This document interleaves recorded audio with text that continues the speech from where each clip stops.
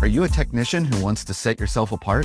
Then the Trusted Technician podcast is for you. I'm Derek Hofrichter, coach and trainer at SBE, and on this podcast, we will have experienced HVAC coaches and trainers, as well as top-performing technicians, all sharing their tips and strategies to help you be more successful. Welcome to another episode of the Trusted Technician podcast. I'm Coach Derek here at SBE.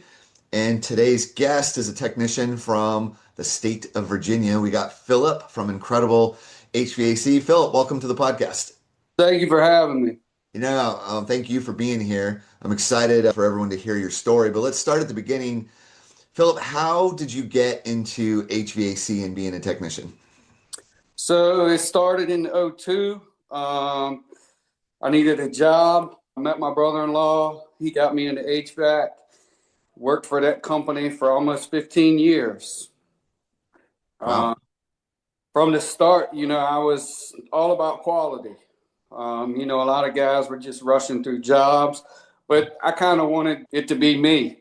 I just can't see going into somewhere and just making something sloppy and looking like crap, so just kind of followed that same ethnic, the word I'm looking for. Yeah. Right now. No, I gotcha. So you've been in it for now at this point, what, 26 minus back to '02, so coming up on like Yes, a quarter sir. of a century, almost a About quarter of a 24 century. years. It was 24 years, February the 6th, I believe, was the Okay. day I started in February. Yes, you've got a lot of experience.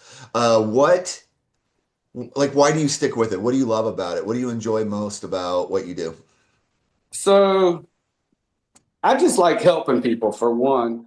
Not only that, when I started on the installs, I like to see what my work looks like once I'm done completing it, because I know I have it's a talent.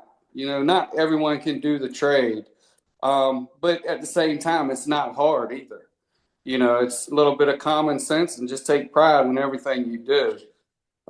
But biggest thing, like I said, I just like helping people, but also when I come back from leaving a job, just the good words that people have to say about me, is I guess what keeps driving me to do what I want to do, even though there's days that I want to give up. Yeah, sure. Yeah, we all have those days no matter what we do, right? Any Yes, any sir. type of work. Yeah. Right. So for you it's like, people are motivated differently. Is what I'm hearing is like pride in your work, mastery of your craft, quality of work are motivations for you helping people.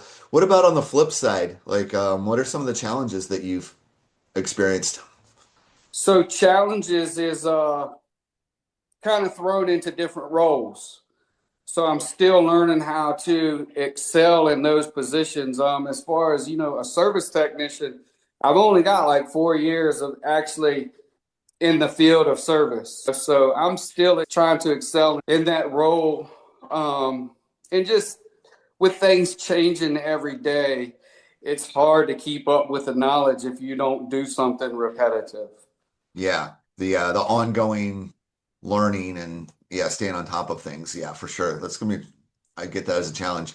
So, Philip, this last year, I saw you just a few weeks ago, right out in Phoenix or whenever that Yes, sir. was, because you joined the very exclusive club of what we call the Double Comma Club, That's what I right? say, double comma club. The Double Comma Club is a very exclusive club.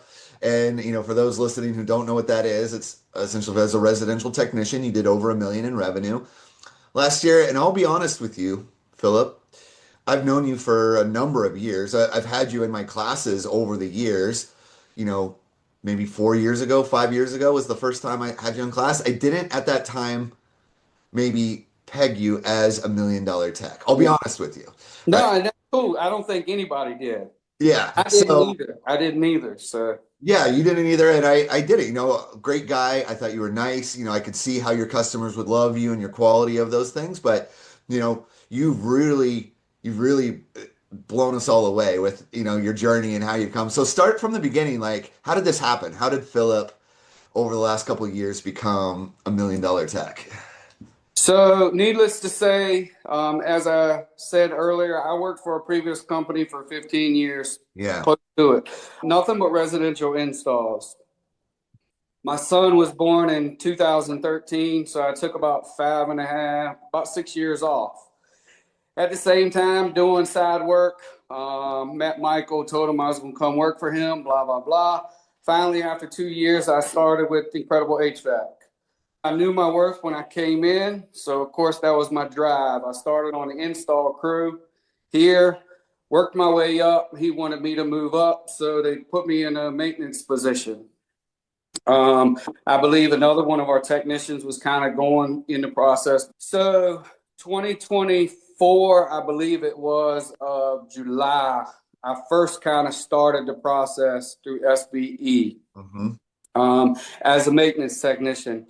So from July to the end of 2024, not keeping up with my revenue, I did about 53,000 once we went and tracked it. So Um, let me just clarify on that. Are you saying for a mhm. 6 month period? Yes, July? sir. So when we went back and ran my numbers, so in 2024 is when I wasn't even tracking my numbers. Yeah, you weren't The tracking yet. office was Yes. doing it. Yeah. So that's when I was starting to bring revenue in, when my name got on the SBE list or whatever. Yeah. Because I would just transition from install to maintenance tech. Yeah. So as I said, from about July to December, it was about $53,000 in revenue. Okay, that's important for everyone to hear, right? Like that's like less than 2 years ago, right? You did 53,000 in a 6 month essentially period. Okay, Right. so I just want to call that out, right? So in April of 2025, I first started like buckling down and following the process, Yeah. looking at numbers, typing in my own numbers and things like that. So from April of 2025 till December of 2020, no, I apologize. So these numbers are wrong. So it would be 2023 would be my maintenance ticket. Yeah. Okay. Yeah. 23. And then in Right. I'm sorry. 24 now. So, Yeah. right. Okay. 2024 of April would be when I first started plugging in my own Yes. numbers. They Yeah. set my goal. Well, I might have set it either way at 500,000 for 2024. Yeah. The last week in December, I actually reached that goal of 503,000 for 2024. That's crazy. It's crazy. So, the turnaround there is just ridiculous. Yeah. And But then it helps when you pay attention, and you yeah, put in your own numbers and things like that. I think that makes a difference and goes a long way also.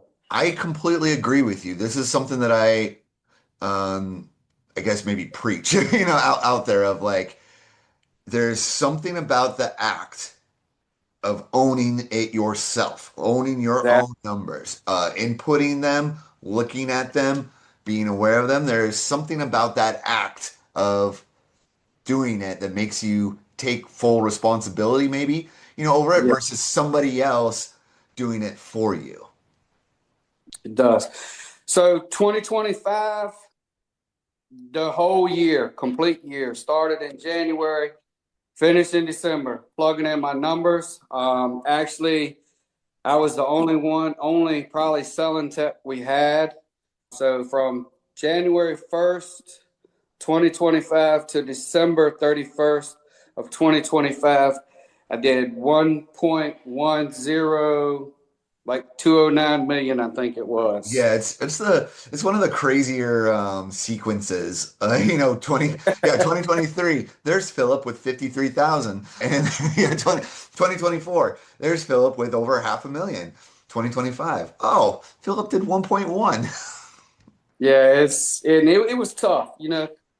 Every day I would look at the numbers, and I know a lot of people aren't, concerned about the numbers and things like that, which in the end, that's not what drives me. My goal is just for me to help people give Yeah, you said myself a better life equality, like right? that. But of course, Yeah, part of this process are those numbers, of course, you know. right?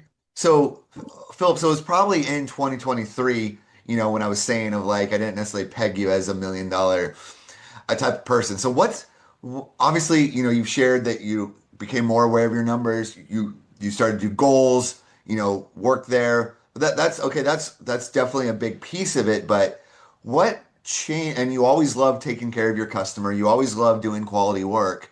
So what changed? Like what did you have to change about what you were doing to make those type of massive improvements? Follow the process. Tell me more. What does that mean to you? What did that mean to you? So, of course, we had another technician that was here. He was here probably, well, I mean, he was here a total of 7 years. But of course, he was kind of our teacher, the guy that we needed to lean on and things like that. Yeah. So it was tough when he wasn't following the process for us to learn it right. And I hate to say it that maybe him departing from the company, it allowed me to be able to grow and do things the right way. Yeah. Go in there and fix it, but actually present the customers with things that were going on that weren't presented before. And like I said, just following each step, making sure I had a strong call ahead, time commitment when I entered at the house and things like that.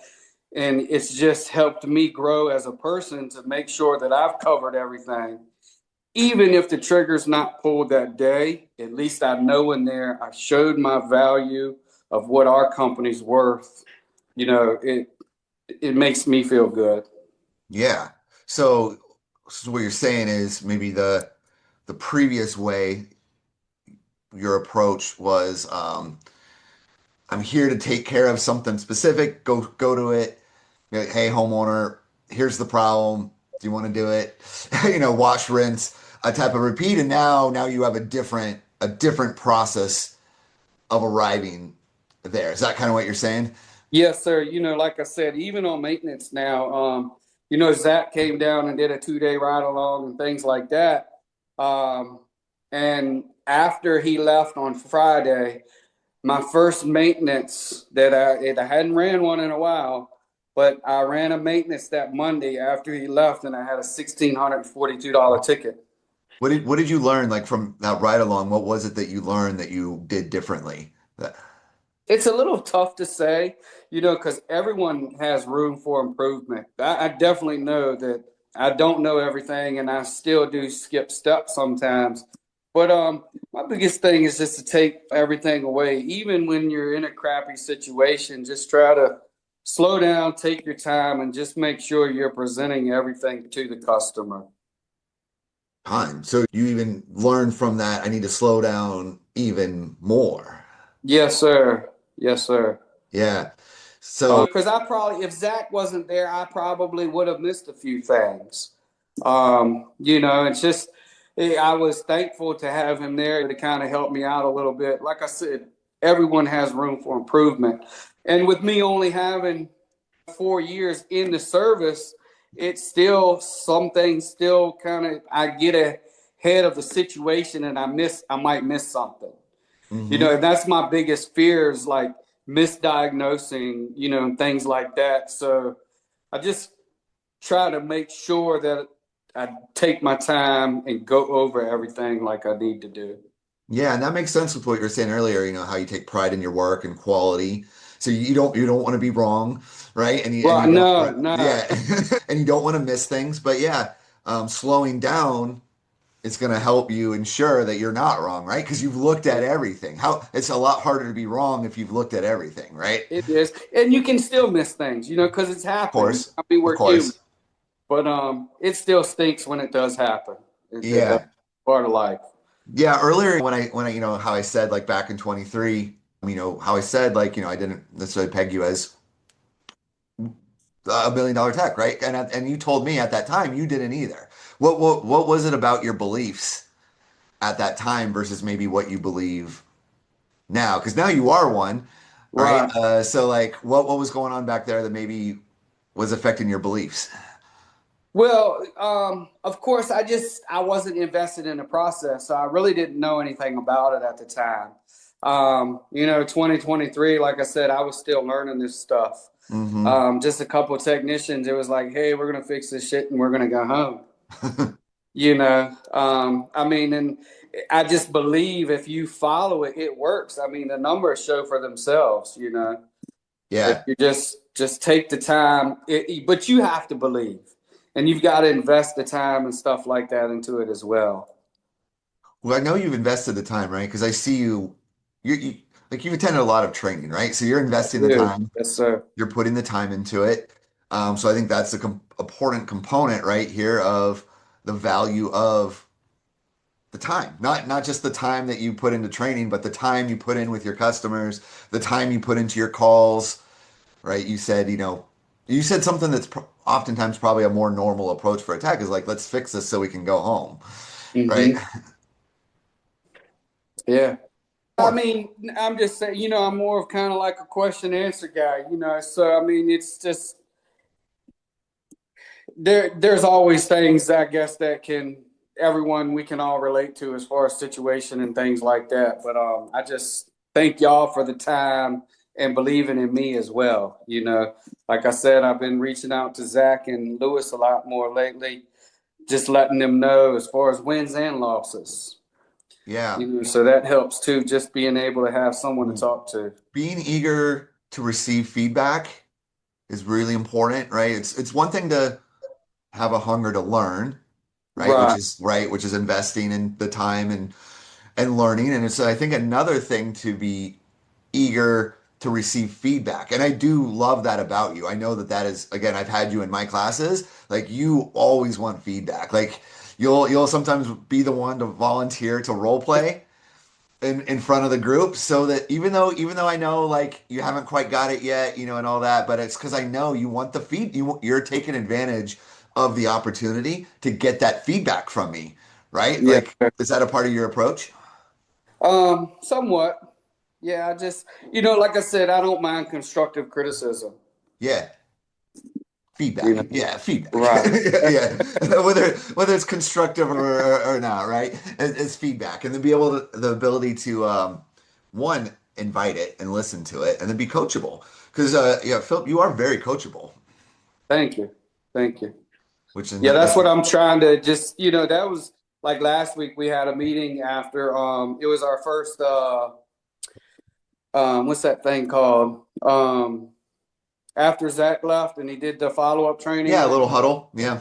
Yes, sir. So, my biggest question was the technicians that we have now, are they willing to follow the process and things like that? Because we've invested a lot of time in people and Mhm. money that I've seen Michael kind of throw out the door.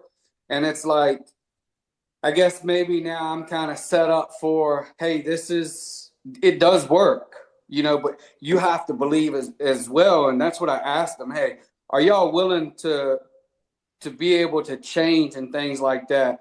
Because if you're not, just don't waste our time. Yeah, it's not gonna work. Yeah. Right, Yeah. and Yeah. they did say that they were willing to and things like that. And I was like, well, that's fine. Yeah. Then I don't mind investing time and helping train, or if you have questions, I can do my best to help everyone figure it out. Yeah.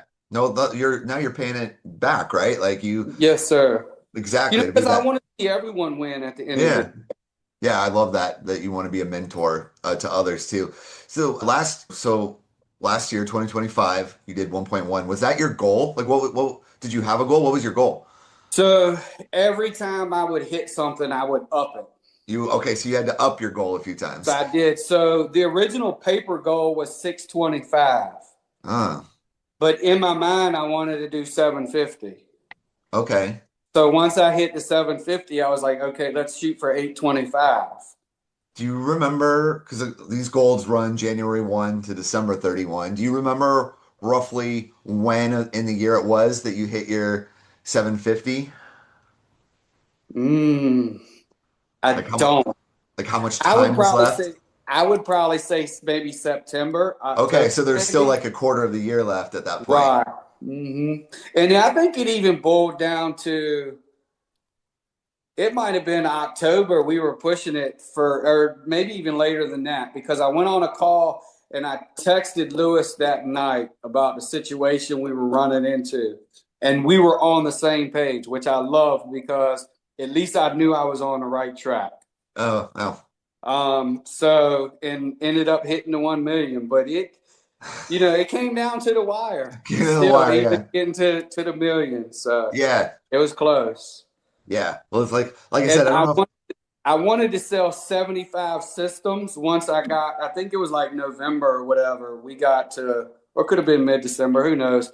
I was at probably like 65 or so, and I was like, I want to do 75. I was getting greedy, you know.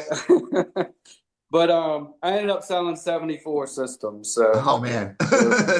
Yeah. Well, that's the importance of having goals, right? yes, Yeah, sir. have those goals, and then yeah, if you hit the goals early, up a new Well, goal. that's what I told Lisa. She was like, "Well, you did 1 million last year. Are you going to set it at 1 million?" And I was like, "No, because if I set it, anything over is just, that's an incentive Yeah. to do better. So this year I set it at 850, but my Good. mind goal is 2 million." Funny. That's like Yeah. sandbagger, right? Yeah, I Like, yeah. know. Yeah. Yeah, but so the reason last year I think it was a little, I won't say easier at all, because it was very stressful. Yeah, there's Very. nothing easy about it. If it was easy, um more people would do it. right. So we actually have another selling tech this year. So Okay. of course that takes a little bit from me as well, because we're both running the same kind of It's got to be calls. more efficient. Right. I know.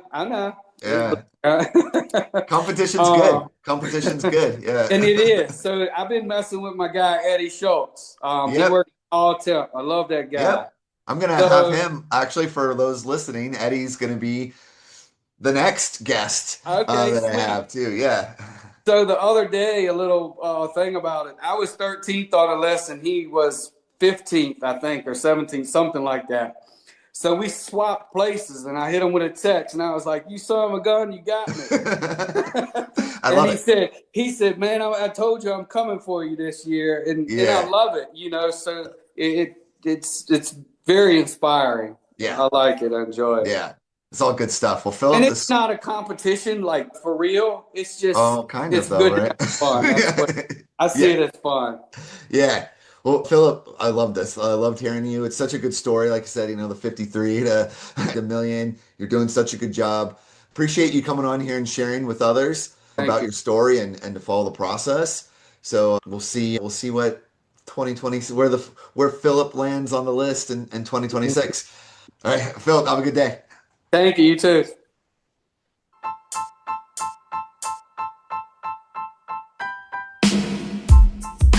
Thank you for listening to the Trusted Technician Podcast. If you would like to learn more about SBE, you can find us online at sbeodyssey.com. If you enjoyed today's episode, we would appreciate it if you would leave us a review. Thank you for tuning in, and we'll see you next time.